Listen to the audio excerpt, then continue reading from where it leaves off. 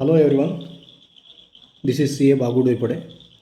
एक 4 दिवसाची मागे मला कॉल आलं होतं की सी एची बघी इन्फॉर्मेशन देत आता म्हणून एक दोन पोरग्यांनी कॉल केलं होतं. मी विचार केला की एक व्हिडिओ करून सोशल मीडियामध्ये सोडल्यावर खूप जणांना त्याची इन्फॉर्मेशन गावल युजफुल होईल म्हणून विचार करून एक व्हिडिओ करतो. मी तुम्हाला आता सी ए कोर्स कसं राहतं त्याचं एक स्ट्रक्चर बघे डिटेलमध्ये बारीकसा व्हिडिओ करून देतो. आणि काहीतरी लई इन्फॉर्मेशन होतं कॉल घेईल करा मला. राईट, फर्स्ट सी ए कोर्सला 2 मार्क 2 एंट्री राहतात. एक फाउंडेशन रूट आणि एक डायरेक्ट एंट्री रूट. क्या फाउंडेशन म्हणजे एंट्रन्स एक्झाम, सी एची एंट्रन्स एक्झामला फाउंडेशन म्हणतात. आणि एक डायरेक्ट एंट्री. डायरेक्ट एंट्री केव्हा घ्यायची? तुमची डिग्री झाली असली तर डायरेक्ट एंट्री. तुमची आज डिग्री कंप्लीट झालेलं नाही, जस्ट PUC झाले म्हणलं की त्यांच्यानी फाउंडेशन घ्यायचं. आम्ही फर्स्ट फाउंडेशनचं सांगतो, नंतर डायरेक्ट एंट्रीचं सांगतो. फर्स्ट शॉर्टमध्ये सांगतो, नंतर जरा एक्सप्लेन करतो. शॉर्टमध्ये सांगायचं तर फर्स्ट फाउंडेशन. PUC असतानाच रजिस्ट्रेशन करू शकतं आणि PUC आपली डिग्री करतेला असताना रजिस्ट्रेशन करू शकतं. एक्झाम द्यायची PUC एक्झाम झाल्यावर नंतर. अकस्मात PUC असतानाच रजिस्ट्रेशन केलं तरी एक्झाम द्यावी तर PUC एक्झाम सपलेलं राहायला पाहिजे, तसं एलिजिबल होतं. आणि तुम्ही ऑलरेडी PUC सपून डिग्रीत असं म्हटलं की तुम्ही ऑलरेडी एलिजिबल. तुम्ही रजिस्ट्रेशन करायचं, 4 महिने स्टडी घ्या परत. 4 महिने स्टडी केल्यानंतर एक्झाम द्यायची. स्टडी काय करायचं? बुक रजिस्ट्रेशन केलं की एक सेट बुक येतात आम्हाला. ऑनलाईन ऑर्डर करायचे राहतं ते येते कुठं रजिस्ट्रेशनचं ऑनलाईनच राहतं. फाउंडेशन जी फीज आहे 9,000 फाउंडेशनला रजिस्ट्रेशन फीज आहे. एकदा रजिस्ट्रेशन फीज 9,000 भरले की एक सेट बुकसुद्धा देतात ते. फाउंडेशनला रजिस्ट्रेशन करायचं, 4 महिने स्टडी करायची. PUC सपली नसली तर PUC सपून घ्यायची. ऑलरेडी PUC सपली असली तर 4 महिने सपले की नंतर फाउंडेशन एक्झाम द्यायची. फाउंडेशन एक्झाम पास व्हायचं. फाउंडेशन एक्झाम पास झालं की नंतर इंटर एक्झाम. इंटरला रजिस्ट्रेशन प्रत्येक एक्झामला रजिस्ट्रेशन करायचं राहतं, नंतर एक्झाम द्यायची राहते. फाउंडेशन रजिस्ट्रेशन केलं, स्टडी केली, फाउंडेशन एक्झाम दिली, पास झाला. इंटर रजिस्ट्रेशन केलं की सेम. इंटरला फीज केवढी? 1800 रुपये केवढी? 1800 रुपये फीज. आता 18,000 फीज भरली की तिथं बी एक सेट बुक देतात. बुक घ्यायची तर मिनिमम 8 मंथ स्टडी करावं लागते. 8 महिने स्टडी केल्यानंतर एक्झाम द्यायची राहते. मग इंटर रजिस्ट्रेशन केलं, स्टडी केली, इंटर एक्झाम दिली, इंटर पास झाला. इंटर पास झाल्यानंतर प्रॅक्टिकल ट्रेनिंग राहते. कुठल्या बी एका CAच्या ऑफिसात जाऊन 2 वर्ष वर्क करावं लागतं प्रॅक्टिकल. जस्ट लाईक आम्ही कॉलेज कसं जातो तसं 2 वर्ष आर्टिकलशिप म्हणून ट्रेनिंग घ्यायची राहते. कुठल्या बी CAच्या ऑफिसात जाऊन घ्यायचं राहतं. ते ट्रेनिंग घ्यायच्या आधी एक ट्रेनिंग राहते, इन्फॉर्मेशन टेक्नॉलॉजीची ट्रेनिंग राहते. आता ऑनलाईन राहते. ती ऑनलाईन रजिस्ट्रेशन करायचं मोबाईलात तर लॅपटॉपमध्ये. ती ऑनलाईन व्हिडिओ येतात काही एक 4-4 तासाची का 8 रोज काही कमी येतात. ती बघून झालं की त्यांची एक नॉर्मल टेस्ट होते एक बारीकशी, ती टेस्ट द्यायची. ती क्लिअर झालं की नंतर आर्टिकलशिपला रजिस्ट्रेशन करायचं. आर्टिकलशिपला रजिस्ट्रेशन केलं की नंतर तिथे 4 पेपर ऑनलाईन द्यायचे राहतात. 2 वर्ष आर्टिकलशिप, त्या 2 वर्षात केव्हा बी देऊ शकतात ती 4 पेपर, काही प्रॉब्लेम नाही. ते 2 वर्ष संपल्यानंतर बी देऊ शकतात. कारण 4 पेपर दिले की नंतरच फायनलला एलिजिबल होतो माणूस. मग आर्टिकलशिपचं आपलं इन्फॉर्मेशन टेक्नॉलॉजी ट्रेनिंग घेतली.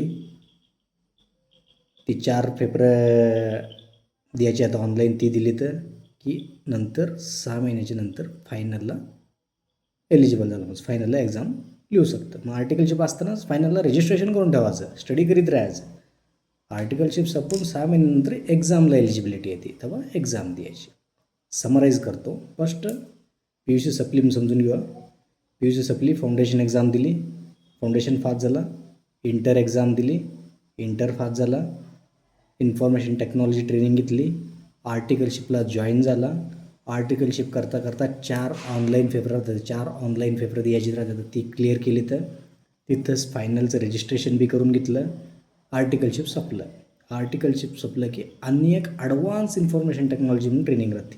फर्स्ट एक सांगली मी इन्फॉर्मेशन टेक्नॉलॉजी ट्रेनिंग. आर्टिकलशिप संपल्यानंतर ॲडव्हान्स इन्फॉर्मेशन टेक्नॉलॉजी म्हणून राहतं. ती एक ट्रेनिंग घ्यायची. आर्टिकलशिप संपल्यानंतर 6 महिन्याच्या नंतर फायनल एक्झाम द्यायची. झालं. हे झालं foundation route. Direct entry route be same, foundation exam राहत नाही. डिग्री झाले, डायरेक्ट जाऊन इंटरला रजिस्ट्रेशन करा. रजिस्ट्रेशन केले, एक सेट बुक येतं, स्टडी करा, एक्झाम देवा, एक्झाम पास. इंटर पास झालं की इन्फॉर्मेशन टेक्नॉलॉजी ट्रेनिंग संपली की आर्टिकलशिपला रजिस्ट्रेशन. नंतर तसंच फायनलला बी रजिस्ट्रेशन करायचं. आणि 4 पेपर ऑनलाईन राहतात. ती 4 पेपर ऑनलाईन टेस्ट देऊन सपवायचं. नंतर आर्टिकलशिप संपलं. आर्टिकलशिप संपवून 6 महिन्याच्या नंतर फायनल एक्झाम एलिजिबिलिटी झाली. फायनल एक्झाम लिहा. फायनल पास झाला माणूस CA झाला. हे ब्रीफमध्ये आणि एकदा मी समराईज करतो पाहिजे तर. Foundation registration exam, inter registration exam, articleship registration, information technology training, 4 online test, नंतर फायनल झालं की CA झालं. सेम इथे डायरेक्ट रूट आलेला. इंटर सब देतो, आर्टिकलशिपला जॉईन होतो, 4 ऑनलाईन टेस्ट देतो, नंतर ॲडव्हान्स इन्फॉर्मेशन टेक्नॉलॉजी क्लिअर करतो, नंतर फायनल एक्झाम देतो. झालं. आता जरा डिटेल झालं. मी सांगलं फाउंडेशन म्हणजे CAची एंट्रन्स एक्झाम. CAची एंट्रन्स एक्झाममध्ये 4 पेपर राहतात. तेवढी 4 पेपर्स ईच कॅरी 100 मार्क्स, म्हणजे 400 मार्क्स, 100 मार्क्साची 4 पेपर राहतात. सब्जेक्ट येऊन फाउंडेशनची तेवढे सब्जेक्ट सांगतो, उरलेले नंतर डिटेल बघूया. फाउंडेशनला रजिस्ट्रेशन झालं की अकाउंटिंग म्हणून एक राहतं, नंतर बिझनेस लॉस म्हणून राहतं, बिझनेस कानून. त्याच्यानंतर क्वांटिटेटिव्ह ॲप्टिट्यूड म्हणजे गव्हर्मेंट एक्झाम राहतात ना, कॉम्पिटेटिव्ह एक्झाम, त्याला रिझनिंग मॅथ्स वगैरे राहतं ना, तसं राहतं. नंतर बिझनेस इकॉनॉमिक्स, हे 4 सब्जेक्ट. ते 4 सब्जेक्ट चांगली वाचवायची तर त्यांची एक्झाम ती यायची. पासिंग रूल लय इम्पॉर्टंट. CA डिफिकल्ट ल हे तर पासिंग रूल बघसं. पासिंग रूल काय CAचं मिनिमम 50%. आता आमचं कॉलेजचं वगैरे कसं राहतं 35% असेल. CAमध्ये पास व्हायचं तर प्रत्येक कची बी एक्झाम राहून 50% मिनिमम मार्क्स यायला पाहिजे. तर अन्य रूल 40 मार्क्स प्रति सब्जेक्टला मिनिमम यायला पाहिजे. तर आता फाउंडेशनचे जरा इलॅबरेट करून सांगतो मी. फाउंडेशनला मी सांगलं 4 सब्जेक्ट आहे. तुमचे टोटल मार्क्स मिनिमम 200 आलेलं राहायला पाहिजे. ते 400 मार्क्सात मिनिमम 200 मार्क्स आलेलं राहायला पाहिजे. ते आणि प्रत्येक सब्जेक्टात मिनिमम 40 मार्क्स आलेलं राहायला पाहिजे. ते आता एक्झाम्पल सांगतो मी. 4 सब्जेक्ट आहे, टोटल 200 हात आलं. काय सब्जेक्टात 50 सगळं टोटल 200 हात आलं. आणि प्रत्येक सब्जेक्टात 50च्या वर राहते ना, तर 40च्या वर राहते. तर माणूस पास. समजून घेऊ 220 आले टोटल. खरं एका सब्जेक्टात माणसाला जरा कन्फ्यूज झालं आहे, अकाउंटिंग विसरून गेला आणि त्या सब्जेक्टात त्याला 39 पडले. थोडं 39 म्हणजे 40 पडलं नाही तर झालं माणूस फेल. त्या सब्जेक्टात तेवढंच नाही, टोटल फाउंडेशनच फेल. का म्हणल्यावर CAचं पासिंग रूलच डिफिकल्ट आहे. एक सब्जेक्ट फेल झालं की उरलेली सगळी सब्जेक्ट फेल म्हणून ट्रीट करतात, परतून आणि पुरी सब्जेक्ट लिहावंच लागतात. हे CAचं डिफिकल्ट रूल. आता एक डाऊट येऊ शकतो, अकस्मात एखाद्या सब्जेक्टात 90 आलं तरी पण परतून आणि लिहायचं क्या? नाही. त्याला एक रूल काय म्हणल्यावर कशातरी एका सब्जेक्टात 60 नंतर त्याच्याने जास्ती मार्क्स आले तर ते एक पेपर नंतर परतून एक्झाम लिहिताना तेवढं पेपर लिहायचं नाही. एक्झाम्शन म्हणतात त्याला. 60+ एखाद्या पेपरला आलं तर ते पेपर लिहायचं नाही. अकस्मात 2 पेपरातनी 60 आलं तर ती दोन्ही बी लिहायची नाही. तर असं रूल हा. हे फाउंडेशन झालं. नंतर इंटर म्हणलो मी. इंटरात राहतात 6 सब्जेक्ट. खरं 6 सब्जेक्टातनी 2 ग्रुप केलेले राहतात. Group 1, group 2. ग्रुप 1मध्ये 3 सब्जेक्ट, ग्रुप 2मध्ये 3 सब्जेक्ट. मग ते एक ग्रुपच एक्झाम देऊन पास केल्यावर काय प्रॉब्लेम नाही. आम्हाला दोन्ही एक्झाम एकदाच देणार म्हटलं तरी मी दोन्ही ग्रुप एकदा देऊ शकतात. नाही मला 6 सब्जेक्ट एकदा वाचवायतले, मी 3 सब्जेक्ट एकदा वाचून क्लिअर करतो एक्झाम म्हणल्यावर ते बी आलो हा. सेम थिंग फायनलला 6 सब्जेक्ट, 3 सब्जेक्ट या ग्रुप, 3 सब्जेक्ट या group. Passing rule same, minimum 50%, पर सब्जेक्ट मिनिमम 40.